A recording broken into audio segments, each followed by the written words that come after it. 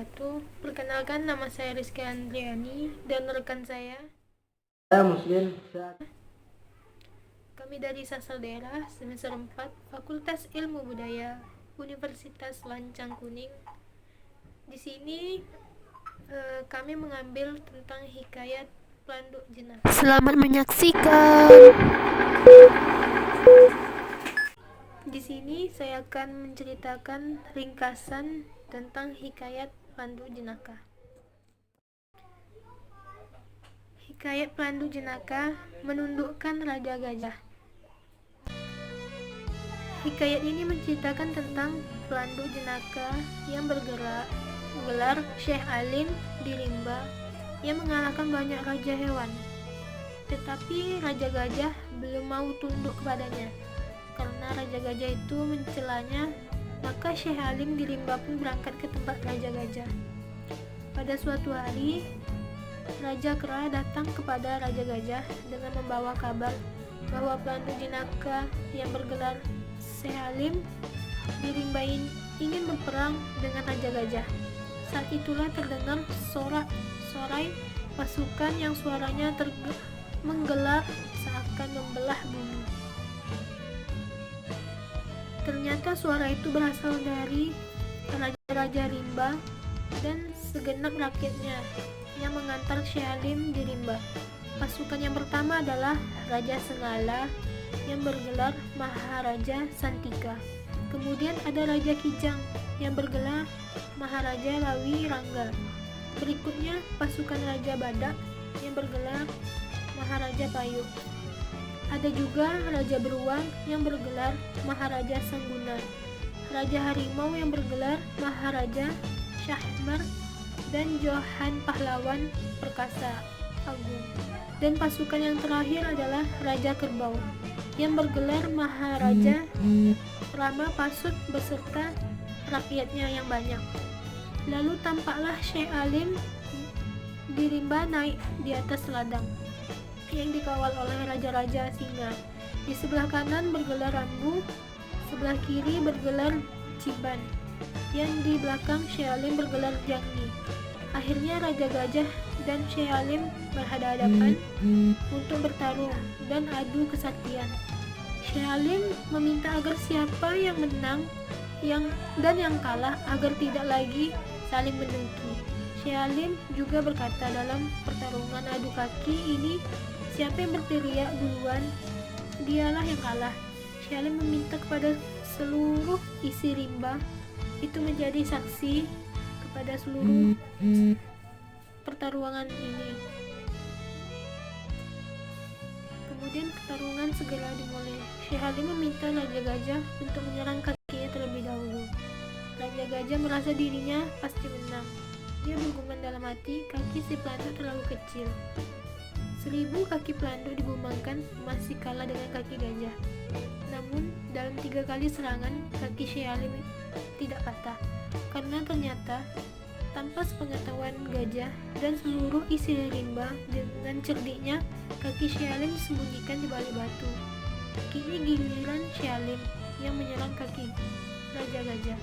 Segera ditikam kuku Raja Gajah dengan kukunya yang tajam sehingga Raja Gajah berteriak kesakitan. Akhirnya Raja Gajah mengakui keunggulan Syekh Alim dan meminta maaf kepada Syekh Alim dan seluruh isi rimba. Lalu Syekh Alim dan seluruh pasukannya kembali dengan membawa kemenangan. Sesungguhnya Syekh Alim memperoleh kekuatan dari baginda Raja Ali dan Amir Hamzah radhiyallahu. Amanah yang saya dapat dari hikayat Pelanduk Jenaka ini ialah menjadi seseorang yang kritis mengenai sesuatu. Ketika gajah berbicara hal-hal yang negatif tentang nama gelar raja-raja rimba lainnya, datang seorang bernama Tuan Syekh Alim. Dia berbicara dengan Raja Gajah mengenai cara Raja Gajah berbicara tentang nama gelar raja-raja di hutan rimba. Tuan Syekh Alim berkata, "Hai Raja Gajah, adapun hamba datang ini pada Tuan hamba hendak memeriksa salah satu salah dan benarnya hamba. Jika hamba salah kepada raja, niscaya tampaklah, dan jika benar kepada Raja Gajah, tampakkanlah kebenaran hamba. Apakah kesalahan hamba maka Raja Gajah mengatai-ngatai yang keji-keji itu? Berbicara mengenai itu, Raja Gajah pun berkata kepada Tuan Syekh Alim mengenai kedatangan menemui Raja Gajah. Tuan Syekh Alim bertanya, "Hai Raja Gajah, yang pahlawan lagi gagah perkasa, adapun maksud hamba datang kemari ini hendak bertanya kepada Tuan hamba, karena Tuan hamba mengatai-ngatai hamba dengan kata-kata yang keji-keji. Apakah dosa hamba kepada Tuan hamba, maka hamba dikatai demikian?" Lalu Raja Gajah pun ditantang dan akhirnya kalah. Dengan berpikir kritis, kita dapat mampu mengubah jalan pikir kita untuk menemukan solusi atas suatu terjadinya kejadian. Ya. Amanat yang dapat saya ambil, yang pertama, rakyat kecil pun dapat berbuat seperti raja asal mempergunakan akal mereka. Diberikan pesan bahwa kita tidak harus sepenuhnya menaati perintah maupun instruksi dari seorang yang lebih di atas kita, tetapi dengan memanfaatkan kecerdikan kita untuk berpikir mengenai perintah maupun perilaku mereka. Tuan Syekh Alim menggunakan kecerdikannya dengan menjebak Raja Gajah untuk membuat kesepakatan. Tuan Syekh Alim mengetahui bahwa hanya kekuatan fisik Raja Gajah saja yang besar, sedangkan kekuatan batinnya tidak. Lalu Tuan Syekh Alim menentang Raja Gajah dengan berkata, "Hai Raja Gajah, marilah kita berbenteh di sini." Mendengar ajakan itu, maka Raja Gajah pun pikir di dalam hatinya, Tuan Syekh Alim di rimba itu hendak melawan aku berbenteh karena aku lihat kakinya itu terlalu kecil.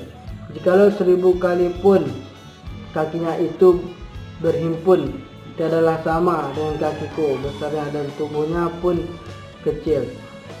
Tiadalah aku takut melawan dengan sekali benteh, aku pun remuklah tulangnya itu. Akhirnya Raja Gajah kalah melawan itu. Amanat yang kedua, jangan berani meremehkan yang tampaknya kecil dan tak berdaya. Jangan meremehkan yang kecil dan lemah, karena di hikayat ini seorang gajah bisa dikalahkan oleh kancil yang cerdik, dan si gajah sudah merasa jika dirinya yang pasti menang ketika berbenteh dengan si kancil.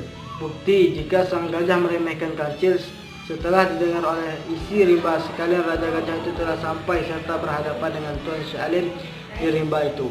Maka berkatalah Tuan Syekh Alim di rimba kepada Raja Gajah sedang ia lagi di dalam kahamnya, "Hai Raja Gajah, adapun hamba datang ini kepada Tuan. Hamba hendak memeriksa salah dan benar hamba.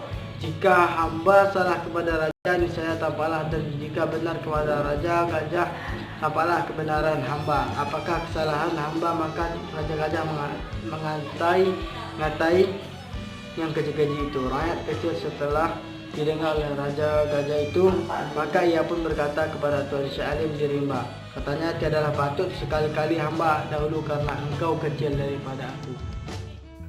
Sekian dari kelompok kami. Salah kata, mohon maaf. Wassalamualaikum warahmatullahi wabarakatuh.